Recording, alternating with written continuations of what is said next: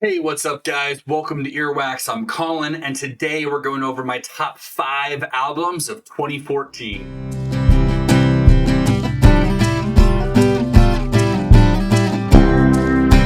All right, so if you have watched this series in particular, you know that my initial goal with my top 5 of a given year was to do all the way back to the 50s. But I got to 1973 and then started looking at albums from 1963 and realized that I've only listened to maybe like 8 or 9 albums at most from 1963, like front to back, even once in my lifetime. And I didn't think it would be fair to essentially just make a list of like the 4 or 5 albums that I have listened to more regularly. And I thought that to really give, the 60s and 50s a fair chance, I needed to listen to more music. So I am going to put a hold on just those decades for now. And instead, we're going to go into 2014, which is, of course, the, next previous year in reverse order from 2024, which was, the last one of these that I released. So that being said, I am going to pretty much for at least the continuation of this series go back to 1974, and then maybe at that point I will have listened to enough music from 63 and 53 to actually do those videos. But I don't want to do a disservice to not just those years but those decades and just spout out another Beatles album or Beach Boys album or the few like country and folk and soul albums I listened to from the 50s and not give the rest of the stuff a fair chance. So, with that being said, today we're doing top 5 albums of 2014, plus some honorable mentions, as I always do. Now, this was a pretty difficult year, at least to decide what was going to be in my top 5.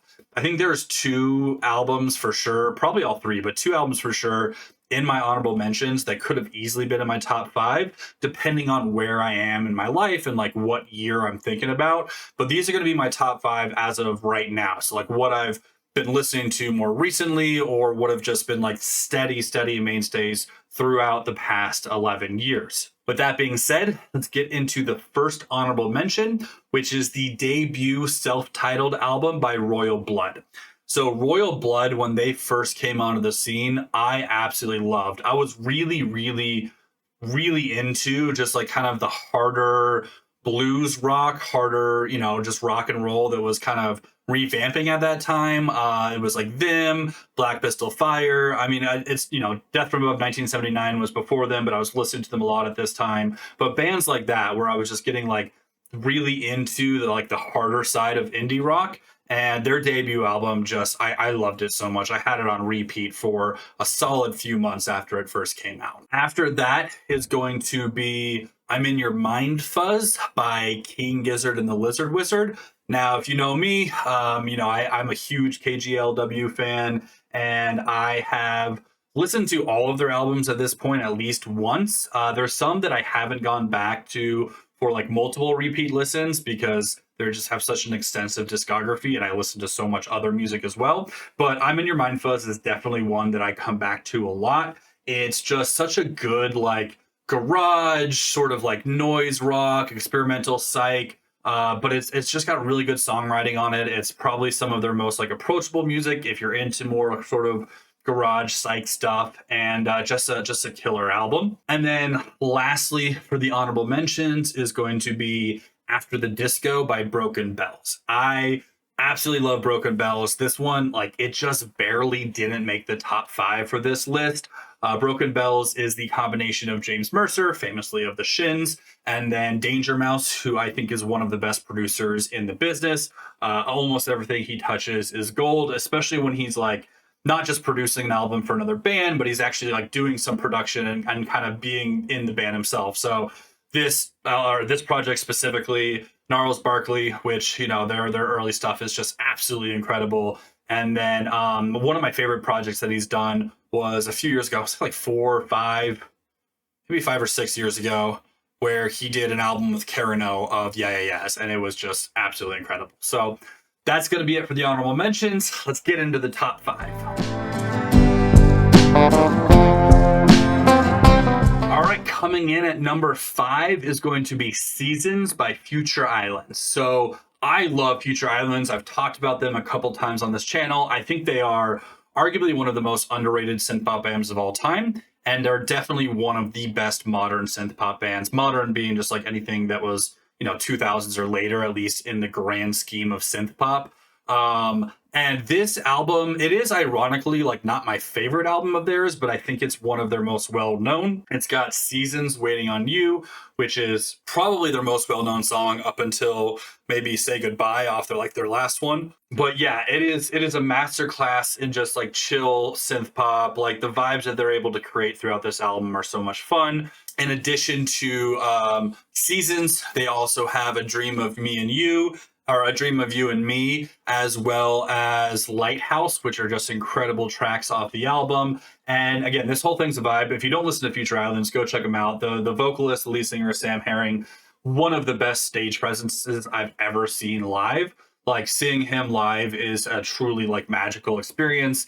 He's a weirdo on stage, but I absolutely love it. And yeah, it's definitely a band that if you're into synth pop, electronic music, more like chill, like electronic music, definitely a band that you should see live at least once in your lifetime.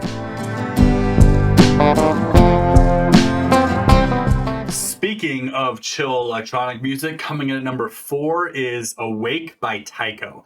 Now, this is probably my favorite ambient electronic music of all time. It's not straight up ambient. It's got some other elements to it. It's got some like lo-fi electro elements. It's got even some like post-rock parts to it, which I'm generally not a huge post-rock fan, but it's like very mild influence in this album. But it's just so good. Like the whole album is such a vibe. It is probably one of my favorite albums to just like put on when I'm like all by myself and just sink into like my bed or my couch and just kind of like experience. It's got probably like one of my top 5 electronic songs of all time in the title track Awake. But C, L, Die, like the whole album is just front to back so incredible. If you like more like relaxed sort of chill electronic music, I don't want to say chill EDM because I don't think that's really what it is, but if you're into that kind of stuff, more like laid back vibey electronic, this is an album you have to listen to. I still have not seen Tycho live. I hear it's an incredible show.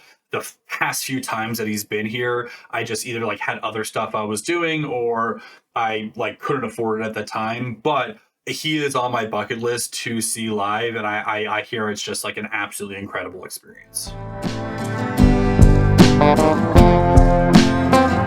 Coming in at number 3 is going to be Meta Modern Sounds and Country Music by Sturgill Simpson. So Sturgill Simpson, I did not get into until, probably 2019, I think, is when Sound and Fury came out. And I got into him because of Sound and Fury. Big surprise, I'm an anime guy, and it was his anime album that like got me into him. But then I went back and listened to his entire discography, and he is arguably the single greatest modern alternative country artist. And this album is incredible. I mean, A Sailor's Guide to Earth, I think is arguably like up there with it. I know there's a lot of people that would say it's probably better, but I love Meta Modern Sounds. The opening track, Turtles All the Way Down, is I don't know, like psychedelic country, I guess is the way to put it. But it's just so good. It's such a well-written song. The message is incredible. It's such a vibe. Like I love just chilling out, relaxing to that song. Long White Line, another great song on the album. The Promise, Just Let Go. Like it's such a good album. If you're a country fan, if you're an alt country fan, if you're just like a folk rock fan, like this scratches all those itches. And Sturgill Simpson's incredible. Like he's arguably, like I said, I think he is the single greatest modern alternative country artist. He's got some outlaw feel to him, and I absolutely love this album so much.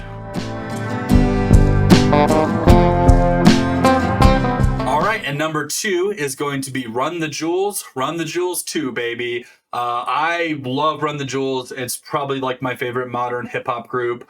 I think that all 4 of their albums are incredible. Their first one was incredible. This one's incredible. But this might honestly be my favorite out of all 4 of them. There's a couple just really, really good songs on here. Oh My Darling, Don't Cry. Lie, Cheat, Steal. And then Close Your Eyes. I'm not going to say the rest of that song, but if you're a fan of Run the Jewels, go check it out. But yeah, it's raw, it's angry. The production is incredible. The way that LP and Killer Mike like play off each other's verses, it's just so good. If you like more kind of experimental hip hop, more hardcore hip hop, more like industrial, almost like just really weird out there production, like it checks all those boxes. It's not the most appropriate album. So it's more often than not when I'm listening to music nowadays, I'm doing it with my daughter. So I have not been able to listen to Run the Jewels on vinyl for a while now. But any chance I get, if she's out of the house or like at my mom's or something, that's usually one of the records I'm spinning because I love them so much. All right, and my number one favorite album from 2014 is the debut self-titled album by Hozier. Hozier is absolutely incredible, and this is still my favorite album of his. I do think Unreal Unearthed is a better album just as far as like production quality and songwriting and stuff like that, but nothing will recreate the feeling I had of listening to this album for the first time. So obviously, like the big single off this, the one that got him famous was Take Me to Church. But Jackie and Wilson and Work Song are, I think, two of the best songs just ever written in this sort of like indie folk soul blues area that he messes around with. And it's such an incredible album. It's raw. I love the kind of lack of polishedness, or is that a word? The lack of how polished it is. I don't know, but I love how just raw it feels. Like it's such a good, just like just I don't even want to say like country album because it's not country like at all, but it's got that like DIY feel that I love in a lot of like sort of like outlaw like alt country stuff. The folk just like acousticness of the instrumentation throughout it, even though it's not like purely a folk album, is just so good. It's I don't know, it's probably one of my favorite albums of all time if I'm going to be honest. I really wish that I took the opportunity to see Hozier when he wasn't quite as big, wasn't quite as popular, because his ticket prices are not quite out of what I want to spend on a concert ticket, but they're getting there for sure. And he's pretty much just playing stadiums, and I have very little desire to see concerts in stadiums anymore. But I will see him at least once in the next couple years before he gets too big. God willing, he plays Red Rocks coming up soon and not just like larger stadium venues. But yeah, absolutely love Hozier. This album is one of my favorites, especially in this genre, and easily my favorite album of 2014.